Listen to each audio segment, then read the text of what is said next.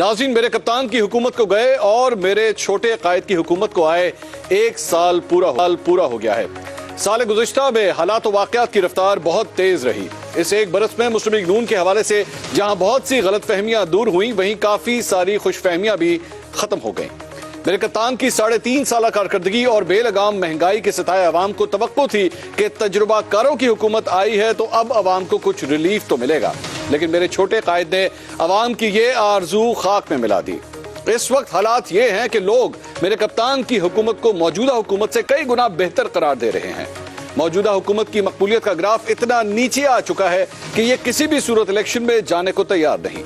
मेरे छोटे कायद की हुकूमत कभी खराब मुआशी हालात का जवाब दे रही है, कभी सिक्योरिटी एहलकारों की अदम दस्ताबी का बहाना बना रही है, कभी किसी अदालती फैसले की मनपसंद तशरीह कर रही है ताकि हर सूरत इलेक्शन से बचा जा सके।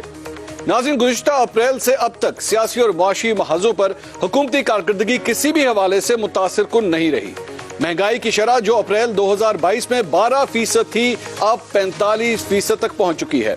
ज़र मुबादला के ज़खायर जो 10.9 अरब डॉलर थे, अब 4.2 अरब डॉलर के लगभग हैं। स्टॉक मार्केट जो मेरे कप्तान की हुकूमत के आखिरी रोज 46,000 से ज्यादा पॉइंट्स पर बंद हुई थी, अब 40,000 पॉइंट्स के आसपास रहती है। वो डॉलर जो 1 साल कबल मेरे कप्तान के दौर में 225 रुपए के करीब था, अब 284 रुपए से बढ़ चुका है। आपको याद दिलाता चलूं कि ये 290 को छू कर चंद रोज पहले नीचे आया है। पेट्रोल की कीमत का जायजा लें तो मेरे कप्तान के दौर में 150 रुपए लीटर मिलने वाला पेट्रोल 273 रुपए फी लीटर हो चुका है। हाई स्पीड डीजल की कीमत में मेरे छोटे कायद की हुकूमत ने 148 रुपए का इजाफा किया।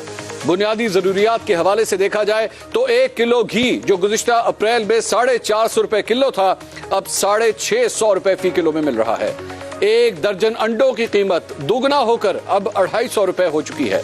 इदारा शुमारियात के इदाद शुमार के मुताबिक मौजूदा हुकूमत आने के बाद मटन की कीमतों में 256 रुपए, बीफ की कीमत में 108 रुपए और चिकन की कीमत में 111 रुपए फी किलो इजाफा हुआ है। नाज़रीन, ये तो गोश्त के निर्ख हैं जो अमीरों की खुराक समझी जाती है। अब मैं आपको आटे दाल का भाव भी बताता चलूं कि मेरे छोटे कायद के इस सुनहरी दौर में दाल माश 152 रुपए, दाल चना 83 रुपए और दाल मूंग 113 रुपए फी किलो महंगी हुई। पिछले साल में 1 किलो आटे की कीमत दुगनी से भी ज्यादा हो गई है और 20 किलो आटे का थैला 1500 रुपए महंगा हो चुका है। सिर्फ महंगाई की नहीं, मौजूदा दौर में बैड गवर्नेंस भी वाज़ेह तौर पर देखी जा सकती है। मुफ्त आटे की तकसीम के दौरान लोगों की हिलाकत इस बात का सबूत है कि मेरे छोटे कायद की हुकूमत अवाम को रिलीफ देना चाहे तो भी इसके सलीके से महरूम है। अगर हर आदमी के घर बिजली और गैस का बिल पहुंचाया जा सकता है तो क्या ये आटा लोगों के घरों में नहीं पहुंचाया जा सकता? मुल्क की मुआशी हालत का अंदाजा इस बात से किया जा सकता है कि गुज़िश्ता बरस अप्रैल में मुल्क के दिवालिया होने का कोई खतरा नहीं था, लेकिन अब कई माह से हम डिफॉल्ट के दहाने पर खड़े हैं। वजीर दिफा तो एक तकरीर में यह एतराफ भी कर चुके हैं कि मुल्क अमली तौर पर दिवालिया हो चुका है। अवाम के लिए पिछला 1 साल मुआशी लिहाज से बहुत मुश्किल साबित हुआ है और यूं लगता है कि फिलहाल मईशत की बेहतरी के इम्कानात ना होने के बराबर हैं। नाज़रीन, सियासी हवाले से गुज़िश्ता बरस बहुत गहमा गहमी और तेज रफ्तार वाक़यात से भरपूर साल रहा।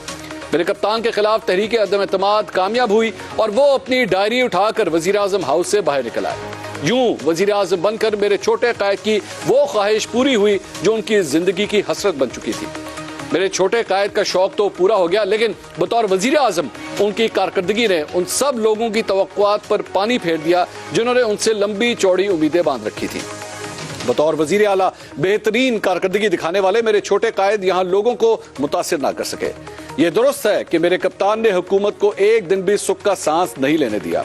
70 से ज्यादा जलसे, 150 से ज्यादा तकरीरें, 2 लॉन्ग मार्च, 100 से ज्यादा इंटरव्यूज, 2 असेंबलियों से इस्तीफे और जेल भरो तहरीक जैसे वाकयात ने हुकूमत को परेशान ही किए रखा।